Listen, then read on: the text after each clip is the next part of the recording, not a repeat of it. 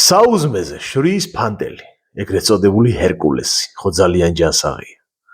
გამოცდილია, გასახდომია, დიეტურია, დაბალკალორიულია. ვერ მოგართით. იმიტომ რომ შვრიის ფანტელს შვრიასთან აღარაფერი აღარ აკავშირებს. შვრია არის უჯანსაღესი საკვები, მაგრამ იმისთვის რომ შვრია მოიხარშოს, საჭიროა დაახლოებით 4 საათი ხარშვა. შემდეგ ქვაბი, რომელშიც ეს იხარშება, უნდა შეიფუთოს და საწანდილე ხორბალივით ღამე უნდა გაათენოს შეფუთულმა, იმისთვის რომ დარბილდეს შვრია. წინააღმდეგ შემთხვევაში კუჭს გატკენთ.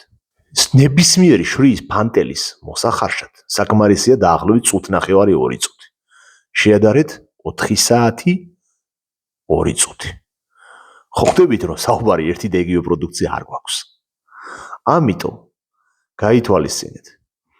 შვრიის ფანტელი ერთ-ერთი ყველაზე მაღალკალორიული, ყველაზე მეტად მავნებელი და ყველაზე ნაკლებად ჯანსაღი პროდუქტია. ზუსტად იმდენივე აქვს საერთო შვრიასთან, რამდენიც მე მაქვს ჩრდილოკავკასიელ ტომებთან და მათ ხელისუფლებასთან. ლეკიაშვილი რო არ მაგიტომ. ამიტომ მოერიდეთ გავრცელებული მითების დაჯერებას, გადაამოწმეთ ინფორმაციები და თუ გაინტერესებთ უტყუარი ინფორმაციის მიღება საკვებ პროდუქტებზე და თუ გინდათ შედეგი, მომწერეთ. მოდი, ვილაპარაკოთ.